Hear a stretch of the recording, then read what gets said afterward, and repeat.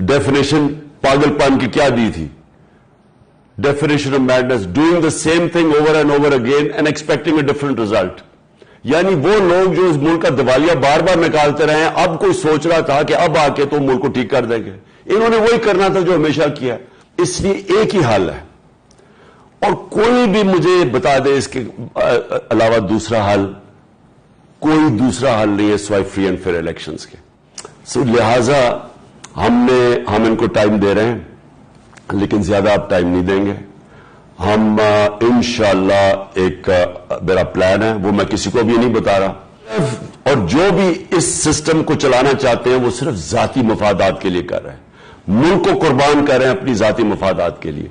अगर ये समझते हैं कि हम चुप करके तमाशा देखते रहेंगे, इनको इस गलत फहमी में नहीं पड़ना चाहिए। और हम इंशाअल्लाह, मैं अपना अल्लाह दूंगा और जल्दी दूंगा। रोएं, चीखें या पिटें, इमरान खान साहब के जाने का वक्त हुआ जाता है। बिस्मिल्लाहिर्रहमानिर्रहीम। अस्सलाम वालेकुम नाजरीन, एनबी न्यूज की तरफ से मैं आपका मेजबान नवाज भुट्टो अपने कैमरामैन फुरकान नवाज के साथ आपकी खिदमत में हाजिर हैं।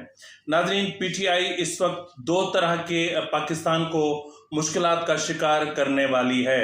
यानी एक तो पीटीआई जो है वो पाकिस्तान में बहुत बड़े तसादुम की फिजा पैदा कर रही है, और दूसरे तरफ आर्मी चीफ के मामले को मुतनाज़ बनाने के साथ साथ अब उसने इसको आईनी मसला भी बनाने की कोशिश कर दी है।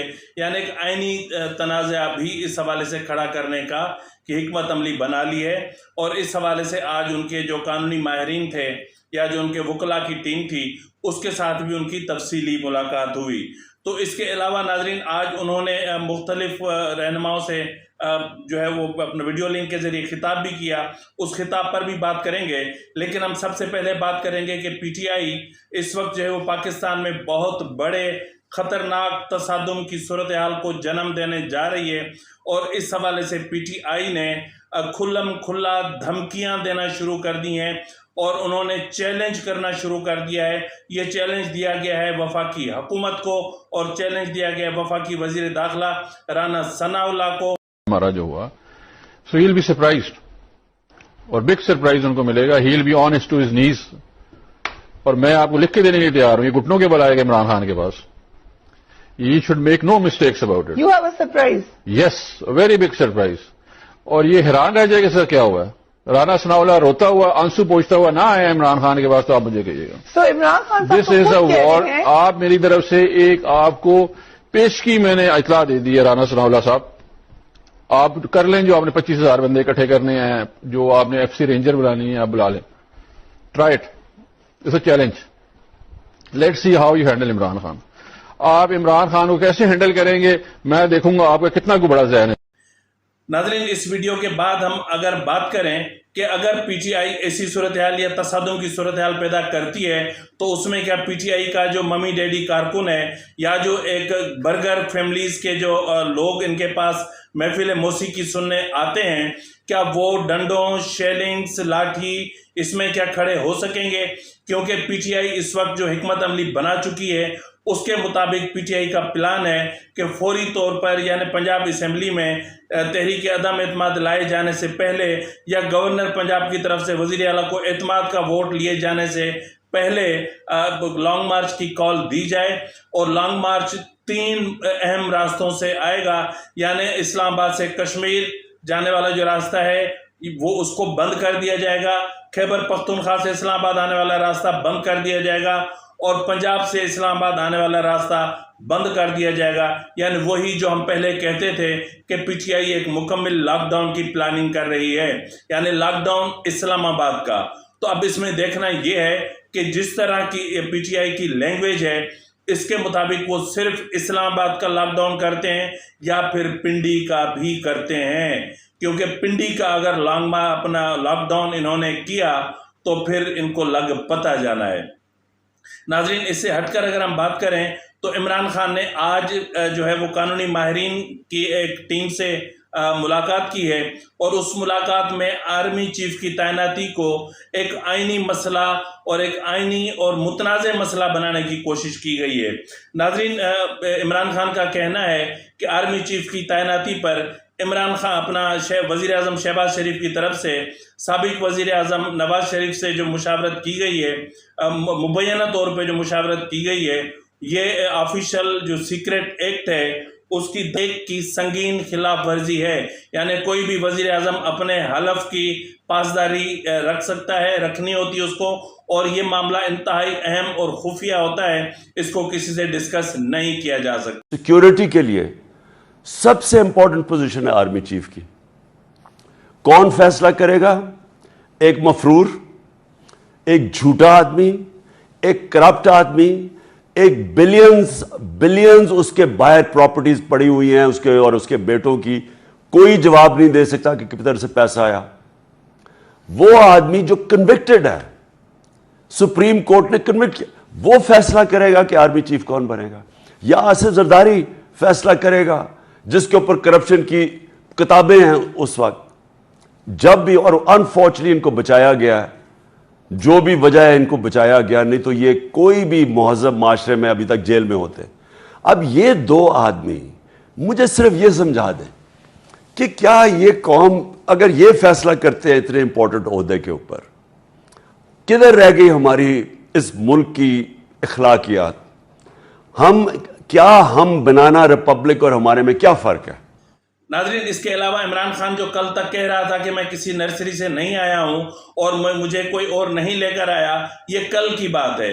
لیکن آج اس نے کہا ہے کہ جب تحریک عدم اعتماد پیش ہو رہی تھی تو ایجنسیز کو پتا تھا اور اسٹیبلشمنٹ کو پتا تھا، اور میں نے ان سے کہا تھا کہ ہماری حکومت کو گرنے سے بچایا جائے، کیونکہ اس وقت جو عالمی صورتحال ہے وہ بہت بگڑ چکی ہے، اور ایسی صورتحال میں ایک حکومت کا عدم استحکام کا شکار ہونا ملک کو عدم استحکام کا شکار بنا سکتا ہے. میں بار بار ایک چیز کہتا ہوں، اور میں اس لیے یہ کہتا ہوں کیونکہ ہمیں نظر آ رہا تھا جب یہ نو کانفیڈنس موو چلی اور یہ ہمیں پتہ چلنا شروع ہوا کہ ایک سازش چل رہی ہے ہماری گورنمنٹ کو گرانے کے لیے، تو جو پاور ہے یہاں اسٹیبلشمنٹ ظاہر ہے ان کے پاس ان کی ایبلٹی تھی روکنے کی اس کو، تو کیونکہ ان کے پاس تو انفارمیشن آ ہی رہی تھی نا، ان کے ایجنسیز کے ذریعے تو انفارمیشن آ رہی تھی کہ یہ کیا موو چل رہی ہے. میں نے بڑا کلیئرلی بتایا کہ اس وقت دنیا کے اندر جو پرابلم آیا ہوا ہے کموڈٹی سپر سائیکل کا، جو انرجی پرائسز اوپر گئے ہوئے ہیں، یہ دنیا کا پرابلم ہے. اس وقت اگر پولیٹیکل ڈیسٹیبلائزیشن ہوئی، کوئی بھی یہ اکانومی نہیں سنبھال سکے گا، خاص طور پہ یہ لوگ. یہ یاد رکھیں، یہ دو پارٹیز جو شروع میں مزمل نے بات کی، 60 سال میں آدھا وقت انہوں نے حکومت کی ہے، آدھا وقت ملٹری ڈکٹیٹرز نے کیا، آدھا وقت انہوں نے کیا. آئرونکلی ملٹری ڈکٹیٹرز کے دور میں بہتر حالات تھے. یہ دو جب آئے ہیں ان کی دولت بڑھ گئی ہے، قرضہ ملک نیچے چلا گیا ہے، قرضہ اوپر چلا گیا اور ان کی دولت بڑھ گئی ہے. یہ اٹھا کے دیکھ لیں، 90s کے بعد بنگلہ دیش بھی ہمارے سے آگے نکل گیا، ہمارے ساتھ ہندوستان آگے نکل گیا. اس سے پہلے ڈاکٹر اشرف حسین نے اپنی کتاب میں لکھا ہوا ہے کہ پاکستان ہمیشہ سب کانٹیننٹ میں سب سے تیزی سے ترقی.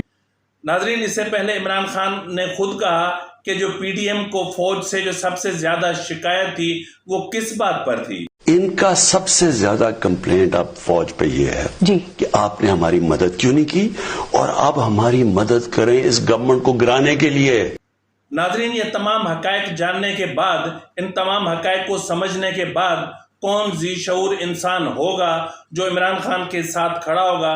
تاہم اہم اطلاعات یہ بھی آ رہی ہیں کہ عمران خان کو جو بشرا بی بی ہیں انہوں نے سپٹمبر میں جلسے کرنے سے منع کر دیا ہے، انہیں پبلک پلیسز پر جانے سے منع کر دیا ہے اور بڑے اجتماعات میں جانے سے منع کر دیا ہے. تاہم عمران خان نے ایک بار پھر کالے کپڑے پہننا شروع کر دیے ہیں.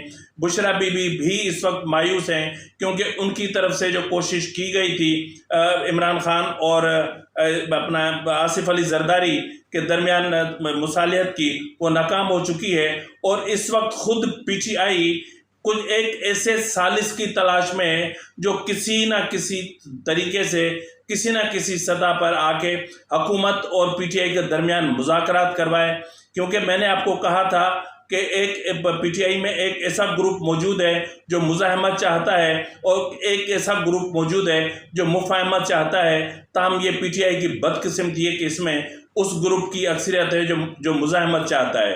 تو ناظرین، اس وقت صورتحال انتہائی کشیدگی کی طرف بڑھ رہی ہے اور پنجاب حکومت بھی مزاحمت پہ آ چکی ہے، اور آج جس طرح اپنا سی سی پی او لاہور کا تبادلہ کیا گیا اور پھر جو ہے وہ وزیر اعلیٰ پنجاب نے ان کا جو خدمات تھیں وفاق کے سپرد یا اسٹیبلشمنٹ ڈویژن کے سپرد کرنے سے انکار کر دیا ہے۔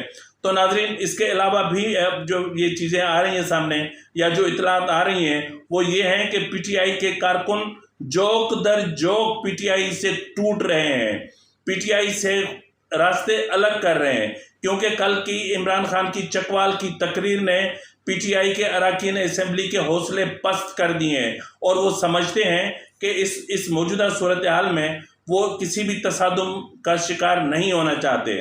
ناظرین، دوسری طرف میں نے جس طرح اس دن آپ سے کہا تھا کہ وزارت داخلہ کی طرف سے تمام صوبوں کو ایک لیٹر لکھا گیا ہے اور اس میں تمام رہنماؤں کے خلاف جو مقدمات درج ہیں ان کی تفصیلات طلب کی گئی ہیں، تاہم ایک اور لیٹر بھی ارسال کیا گیا ہے۔ سندھ اور بلوچستان سے فرنٹیئر کانسٹیبلری، رینجرز اور پولیس کی بھاری نفری طلب کر لی ہے اور انہیں الرٹ رکھنے کی ہدایت کی گئی ہے کہ عمران خان جیسے ہی کال دیتے ہیں تو اس سے پہلے ہی 30,000 سے زائد جو جوان ہوں گے رینجرز کے، فرنٹیئر کانسٹیبلری کے اور پولیس کے، وہ وفاقی دارالحکومت اسلام آباد پہنچیں گے اور اس اسلام آباد کی طرف آنے والے تمام راستوں کو بند کر دیا جائے گا اور وہاں خندقیں کھودی جائیں گی اور وہاں خاردار تاروں کی پوری باڑ بچھائی جائے گی اور وہاں بختر بند گاڑیاں ہوں گی۔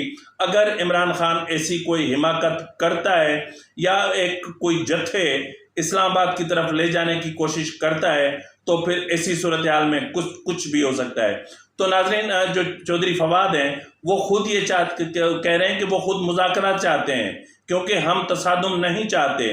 خدا نہ خواستہ کل کو گولی چلتی ہے، کسی کی جان چلی جاتی ہے یا تصادم کسی صورتحال پیدا ہوتی ہے اور بہت خون خرابہ ہوتا ہے، تو اسی صورتحال میں جو نقصانات ہوں گے وہ بہت برے ہوں گے۔ ناظرین، اس وقت عالمی برادری کو پاکستان میں جو موجود سیلابی صورتحال ہے اس سے پریشانی ہے۔ آج اقوام متحدہ میں اس معاملے کو اٹھایا گیا، وزیر اعظم شہباز شریف بھی اقوام متحدہ میں پاکستان میں جو سیلابی صورتحال ہے اس کو اٹھا رہے ہیں اور پورے دنیا سے اپیل کی جا رہی ہے کہ پاکستان کی تعمیر نو کے لیے پاکستان کی مدد کی جائے۔ لیکن یہ ہماری بدقسمتی ہے کہ پاکستان کا ایک سابق وزیر اعظم، ایک جنونی شخص کئی تنازعات کو کھڑا کر رہا ہے اور کئی معاملات کو کھڑا کرنے کی کوشش کر رہا ہے اور ایک ایسی تصادم کی سی صورتحال پیدا کرنا چاہ رہا ہے کہ جس طرح انہوں نے یاد ہوگا آپ کو کہ پچھلے دنوں کہا تھا کہ وہ نہیں چاہتے کہ پاکستان کی جو صورتحال ہے وہ برما اور کسی اور ملک کا نام لیا تھا کہ ویسی ہو جائے۔ تو ناظرین، یہ چاہتے ہیں کیونکہ ان کی طرف سے جو پاکستان کو ڈیفالٹ کرنے کی کوششیں تھیں وہ ختم ہو چکی، وہ ناکام ہو چکی، اور اس وقت عمران خان کی یہ پوری کوشش ہے کہ ایسی تصادم کی صورتحال پیدا ہو کہ جس سے کسی بھی قیمت پہ جو اپنا نومبر میں اب تعیناتی ہونی ہے وہ نہ ہو۔ اور ناظرین، میں آپ کو کل بھی ایک ویلاگ میں نے بتایا تھا کہ عمران خان کو واضح طور پر کہہ دیا گیا ہے کہ اگست 2023 سے پہلے انتخابات نہیں ہو رہے، اس لیے آپ اپنی سیاست پہ توجہ دیں، اس لیے آپ اپنی سیاست پہ فوکس کریں اور اس سے پہلے جلد بازی کرنے کی کوشش نہ کریں، اور جو آئینی عہدے ہیں وہ آئینی طریقے سے ہی ہوں گے۔ ناظرین، ایک چیز میں کہنا میرے ذہن سے اتر گیا کہ جس طرح یہ کہہ رہا ہے کہ شہباز شریف صاحب نے وزیر اعظم شہباز شریف صاحب نے سابق وزیر اعظم نواز شریف سے جو ڈسکس کیا ہے آرمی چیف کی تعیناتی کے حوالے سے، وہ جو ہے وہ آئین کی خلاف ورزی ہے، یعنی جو سیکریٹ ایکٹ ہے اس کی سنگین خلاف ورزی ہے۔ اگر ایسا ہے تو پھر عمران خان یہ ثابت کیسے کریں گے کہ نواز شریف اور شہباز شریف کے بیچ میں 1-on-1 ہونے والی ملاقات میں کوئی آرمی چیف کی تعیناتی بھی ڈسکس ہوئی ہے، یا پھر ایسا کوئی میکانزم تیار کیا گیا ہے، یا پھر کسی آرمی چیف کے نام کو حتمی شکل دی گئی ہے یا اس کی کوئی منظوری دی گئی ہے۔ تو ناظرین، بات کرنا بہت آسان ہے، اور اگر عمران خان اس معاملے کو یعنی سیکریٹ ایکٹ کے معاملے کو عدالت میں لے جانے کی کوشش کرتے ہیں تو پھر تو وہاں ان کو ثابت کرنا پڑے گا کہ وہاں کیا بات ہوئی۔ اب پہلے تو یہ ظاہر ثابت کریں کہ 22 تاریخ کو یعنی کل نہیں پرسوں عمران خان پہ جو فرد جرم عائد ہونی ہے اس میں ہاتھ جوڑ کر معافی مانگتے ہیں یا نہیں مانگتے ہیں یا کیا ہوتا ہے۔ تاہم ناظرین ذرائع کا یہ بھی کہنا ہے کہ عمران خان پر ایک سطح تک دباؤ ضرور ہے کہ وہ معافی مانگ لیں، تاہم اس وقت عمران خان صرف 2 ضد پر اڑے ہوئے ہیں، ایک معافی نہیں مانگوں گا اور دوسرا لانگ مارچ ہو کے رہے گا اور اس کی قیمت چاہے کوئی بھی چکانی پڑے۔ اسی کے ساتھ ہی اپنے میزبان نواز بھٹو کو اجازت دیجیے۔ اللہ حافظ۔